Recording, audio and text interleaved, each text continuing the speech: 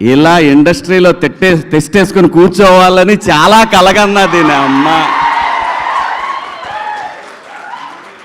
ఇలా కూర్చోవాలని ఎంత కలగన్నానంటే, ప్రతి సినిమా జరుగుతున్నప్పుడు నిజంగా నేను ప్రతి సినిమాకి ఈ కళామ తల్లి నాకు పెట్టిన అన్నం మీద ఒట్టేసి చెప్తున్నాను, నేను ఏ రోజు కూడా ఒక నిర్మాతని నా సొంత సినిమాలాగా ఫీల్ అయ్యే చేశాను. ఎప్పుడు కూడా ప్రతి సినిమా దీని ఎక్క రావట్లేదు ఇంకా రావట్లేదని నరకం చూశాను. నిజం చెప్తున్నాను, నేను నరకం చూశాను.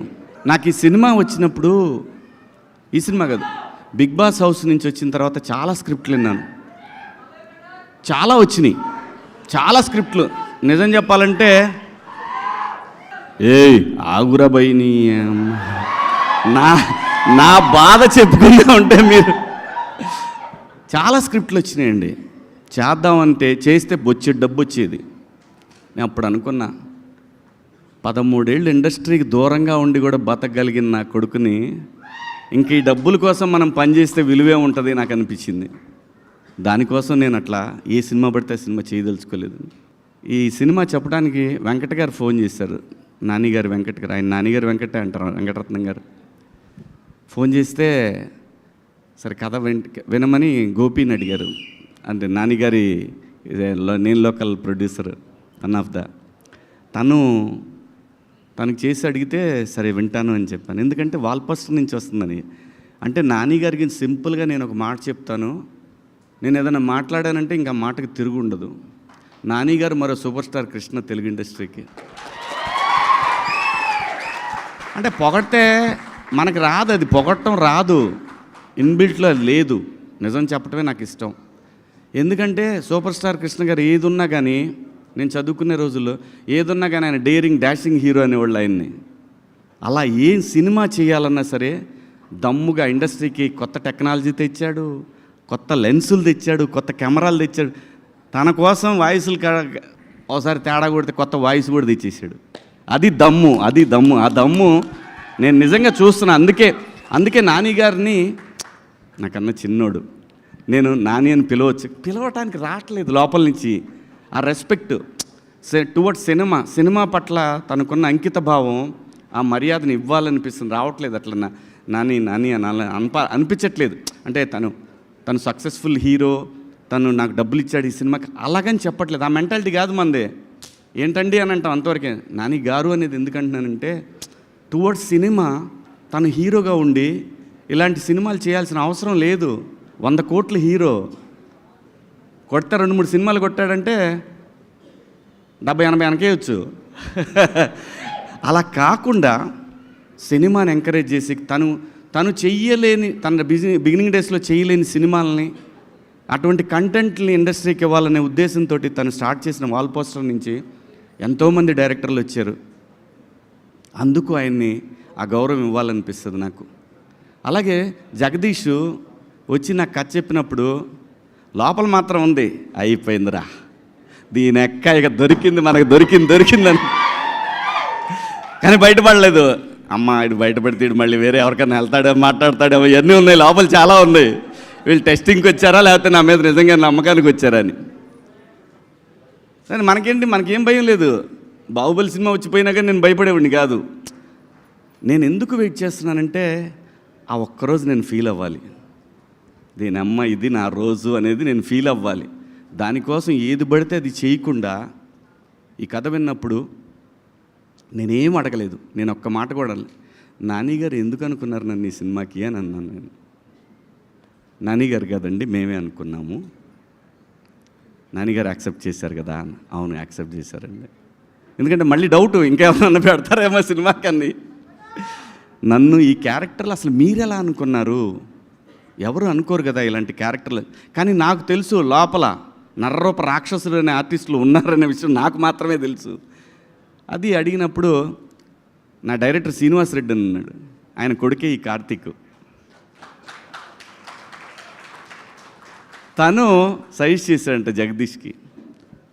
ఆ రోజు అవును నువ్వైనా ఎలా అనుకున్నావు కార్తీక్ అంటే, ఏముందండి పగలంతా మాల్స్లో కూర్చునేవాళ్ళం, రాసుకునేవాళ్ళం, కేఫ్లో కూర్చునేవాళ్ళం, రాసుకునేవాళ్ళం, కొంచెం మాట్లాడతాను ఈరోజు, ఇంక మళ్ళీ మనం ఇలా మాట్లాడటానికి ఇంకా అంత ఎక్సైట్ అవ్వను. ఇంతకన్నా పెద్ద ఎక్సైట్మెంట్ ఇంకేం ఉండదు లైఫ్లో. అంతకన్నా ఎక్సైట్ అవ్వను. మాల్లో కూర్చున్నప్పుడు సాయంత్రం టీవీ పెడితే మాకు టీవీలో శివన్న కనపడేవాడు.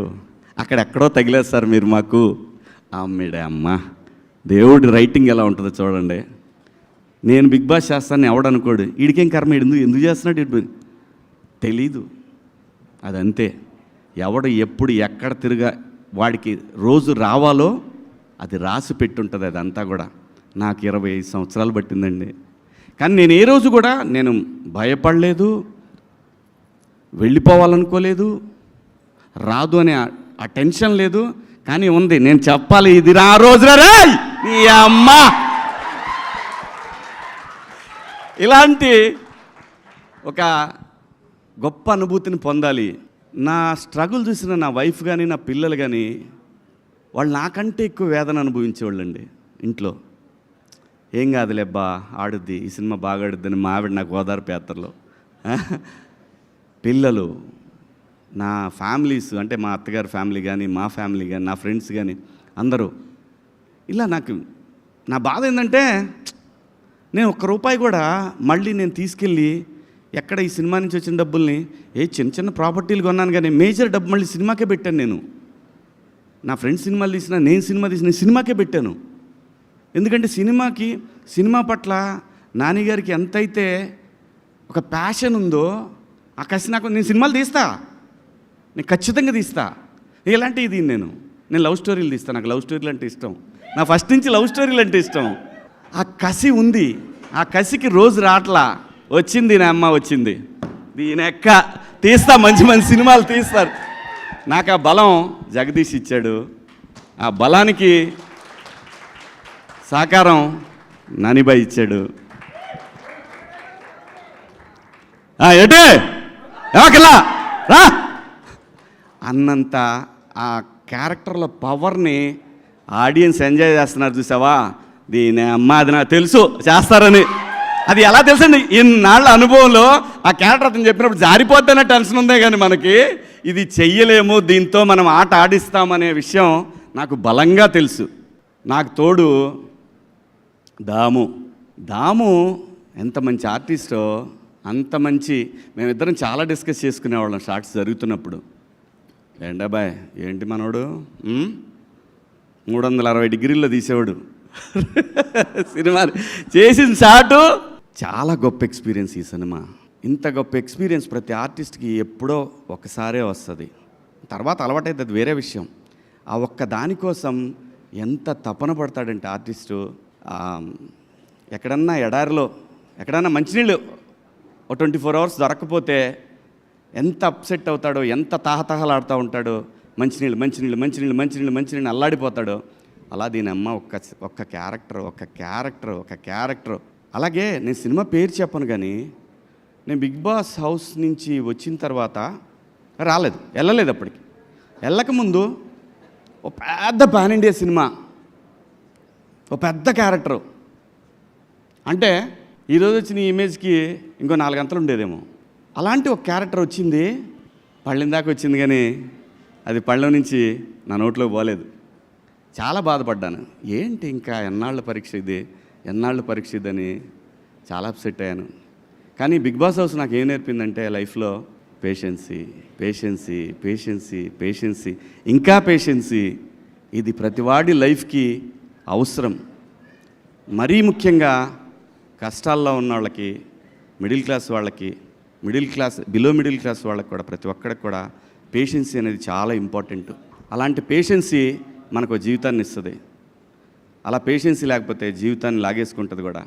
సో ఇవన్నీ కూడా ఒక ఆర్టిస్ట్గా 25 సంవత్సరాల్లో, అంటే 28 నొక్కేశాను 3 ఏళ్ళు 28 ఏళ్ళు అయింది పరిశ్రమకు వచ్చి. నేను అటువంటప్పుడు నేను ఇంకా భయపడ్డాను. ఇంకా ఎవరన్నా కదిలిస్తే ఏడుస్తానేమో అని అనుకున్నాను, కానీ దీనమ్మ అది రాలేదు.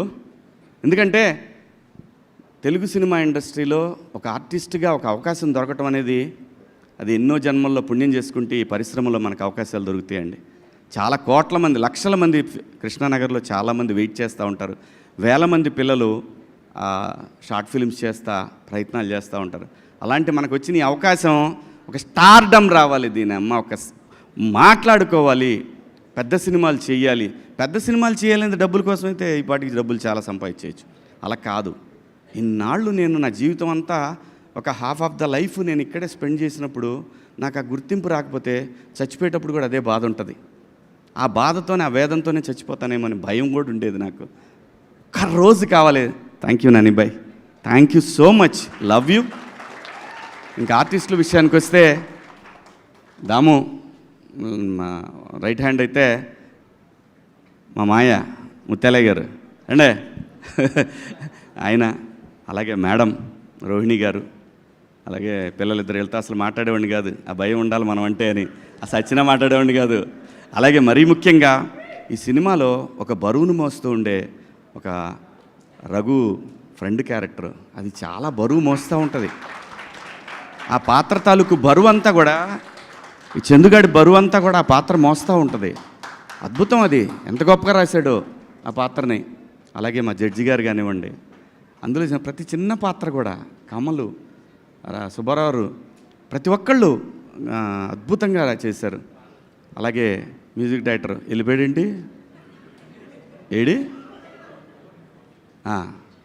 ఆయన కానివ్వండి, మన సాంగ్ రాసిన లిరిక్ రైటర్ గారు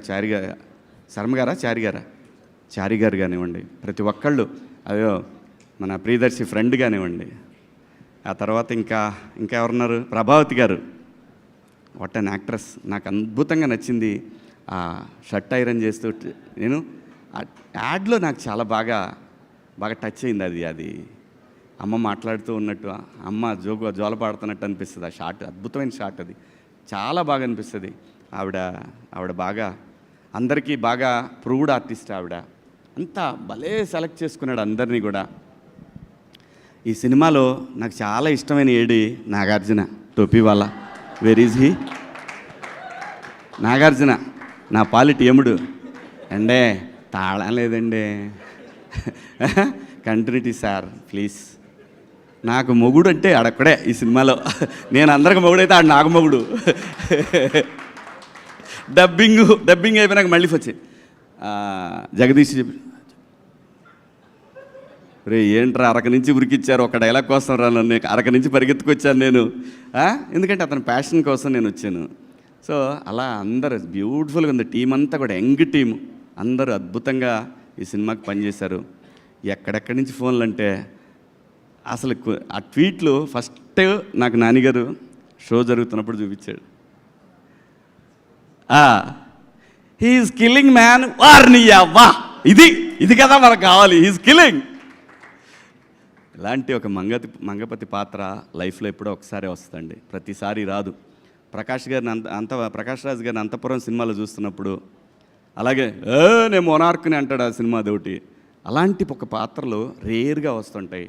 ఆ వచ్చినప్పుడు అది ఆడియన్స్ గుర్తిస్తే ఆ మజానే వేరు, ఆ కిక్కే వేరబ్బా. అలాంటి కిక్ని నేను ఎంజాయ్ చేస్తున్నాను. అలాగే నేను బాగా ఫ్రస్ట్రేషన్కి గురయ్యి ఈ చెయ్యి దొబ్బెట్టుకున్న ఒక వారం రోజులు, అది సరిపోదా శనివారంలో ఎస్జే సూర్య క్యారెక్టర్ చూసి బాత్రూంలో గుద్దితే అద్దం పగలాల్సింది నా చెయ్యి పగిలింది, వేరే విషయం. ఎందుకంటే అలాంటి ఒక క్యారెక్టర్ దొరికితే నరికి పడదొబ్బుతామనేంత కసి ఉంటుంది. అంటే ఎంత హంగర్తో ఉన్నామనేది, అది ఆ హంగర్ని లోపల ఎంత స్ట్రగుల్ ఉంటుందంటే బీపీ షుగర్లు కూడా వస్తాయి. ఇలాగే అంత పెయిన్ ఉండేది నాకు. ఆ పెయిన్ మొత్తాన్ని కూడా జగదీష్ ఏ జన్మలో నాకు బాకీ ఉండి ఉంటాడు, ఆ రుణం ఇప్పుడు తీర్చుకున్నాడు. ఈ రుణం నేను తర్వాత ఎప్పుడో తీరుస్తా తనకి. అలాగే నానిబాయ్, మీరు అద్భుతం. నాకన్నా చిన్నవారైనా మీరు, యు ఆర్ సంథింగ్ డిఫరెంట్.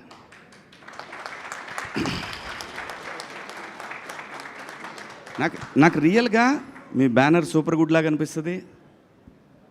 మీ గురించి మాట్లాడుకుంటున్నప్పుడు అందరు కూడా కృష్ణ గారి లాగానే, సూపర్ స్టార్ కృష్ణ గారి లాగానే మాట్లాడుకునేవాళ్ళు. అంటే నేను కాలేజీకి వెళ్ళేటప్పుడు కృష్ణ గారి గురించి ఇలాగే మాట్లాడేవాళ్ళు. సో తనకి సినిమాని కొత్తగా చూపించాలనే తపన, ఎన్ని రకాలుగా ఇండస్ట్రీని మార్చేశారు ఆయన. సో మీరు కథలతో సినిమాని ముందు అలా తీసుకెళ్తారనే బలమైన నమ్మకం ప్రతి ఒక్కళ్ళలో ఉంది. Long way to go.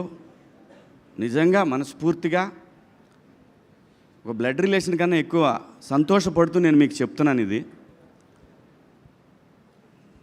మీరు ఇండస్ట్రీలో సంథింగ్ అవుతారు, ఏ రోజుకైనా సరే యు ఆర్ సంథింగ్.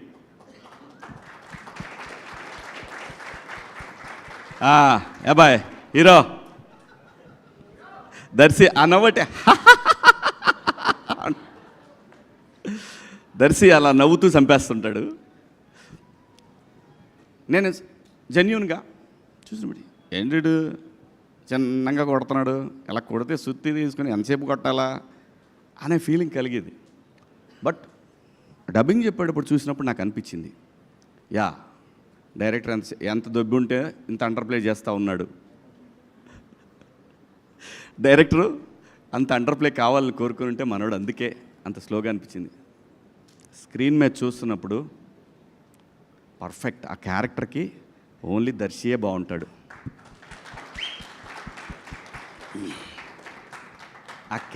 అసలు ఈ కథని ట్రస్ట్ చేసినాడు hero, but he is real hero. Nanibai ఇంకా మాట్లాడాల్సింది ఎవరి గురించి అంటే దీప్తి గారు. దీప్తి గారు ఎలా అంటే ఫస్ట్ డే చూసినప్పుడు కంగారు పడుతున్నారు అటు వెళ్తున్నారు, మానిటర్ దగ్గరికి వెళ్తున్నారు. అప్పుడు చెప్పారు ఇట్లా నానిగారి సిస్టరు, అదే ఫస్ట్ టైం కలవటం. నానిగారి సిస్టరు అంటే నాకు అప్పుడు గుర్తొచ్చింది, ఆవిడ ఫిలిం చేశారు కదా, గుర్తొచ్చింది. మానిటర్ దగ్గరికి వెళ్ళారు, నేను స్టార్ట్ చేశాను, లేచి వెళ్ళిపోయారు అక్కడి నుంచి ఆవిడ. వెళ్ళిపోయారు, ఎవరు లేరు, మొత్తం ఎక్కడాళ్ళు అక్కడ ఏంటి అని అన్నా ఉంటే మొత్తం రామోజీ ఫిల్మ్ సిటీలో వేరే సెట్లో కూడా వినపడేది. ఎందుకంటే దీని అమ్మ కసి అండి, 25 సంవత్సరాల కసిని ఒక క్యారెక్టర్ నాకు దొరికినప్పుడు నరికిపడ దొబ్బాలి కదా, నరికిపడ. అలా దీప్తి గారు ప్రతి చోట కూడా నేను గమనించాను, డైరెక్టర్కి ఎంత సపోర్ట్ అంటే ఆవిడ, ఓ మై గాడ్. జనరల్గా ఏమవుతుందంటే డైరెక్షన్ డిపార్ట్మెంట్కి ప్రొడక్షన్కి ఎప్పుడు కూడా క్లాష్ ఉంటుంది, ఇది అది అవుతుంది, ఇది అవుతుందని. వాళ్ళు వెళ్ళాం అక్క మనకి ఇదే కావాలక్క అని ఇక్కడి నుంచి ఇదంతా చూశాను. ఇది చాలా సినిమాలకు చూస్తూనే ఉంటాము. ఇది ఆవిడ చాలా ఉపయోగపడ్డారు ఈ సినిమాకి, డైరెక్టర్కి అన్డౌటెడ్లీ. దీప్తి గారు బ్యాక్ బోన్ జగదీష్కి అన్డౌటెడ్లీ. సరే ఇంకో మేడం ఉన్నారు, ఏం చేస్తున్నారు, ఓకే చేసుకోండి, ఏదో చేసుకోండి, అవును అలాగైందా, సర్లే కానీ. ఇది ప్రశాంతి గారు. ఇలా ఆడుతూ పాడుతూ ఒక ప్రొడక్షన్ చేయొచ్చంటే, అలా ఫస్ట్ టైం నేను 96 ఫిలిమ్స్ దాకా చేశాను నేను కూడా. ఫస్ట్ టైం ఒక ప్రొడక్షన్ హౌస్లో ఇలా ఆ సినిమా అంటే ఏదో షార్ట్ ఫిల్మ్లా చేసి పడదొబ్బారు, జస్ట్ లైక్ దట్. నిజంగా బట్ ఆ ఫ్రీడమ్ ఇచ్చింది నానిగారు.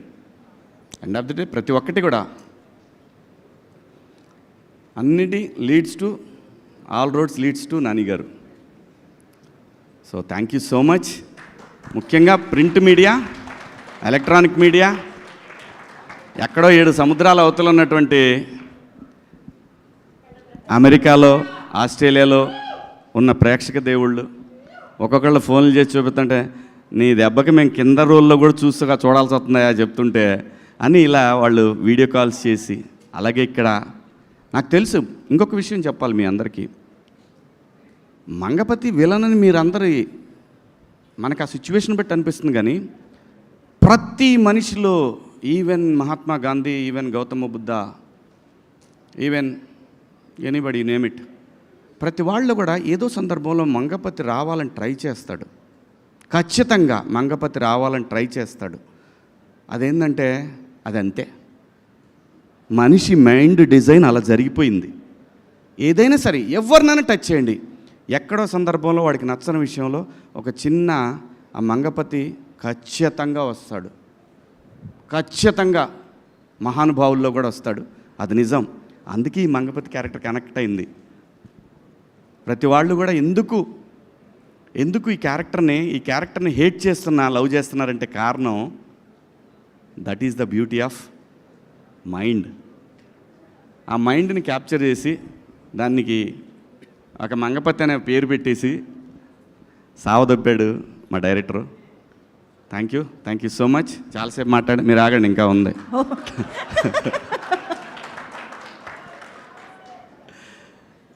ప్రతి ఒక్కళ్ళకి కూడా 2 తెలుగు రాష్ట్రాల్లో ఈ సినిమాని తమ సొంత సినిమాలాగా భావించి ఆదరిస్తున్న ప్రేక్షక దేవుళ్ళందరికీ కూడా శిరస్సు వంచి అభివందనలు, మీ పాదాభివందనలు చేసుకుంటూ సినిమా జిందాబాద్, ప్రొడ్యూసర్ జిందాబాద్. నిజంగా ప్రొడ్యూసరే దేవుడు, ప్రొడ్యూసర్ మాత్రమే దేవుడు సినిమాకి.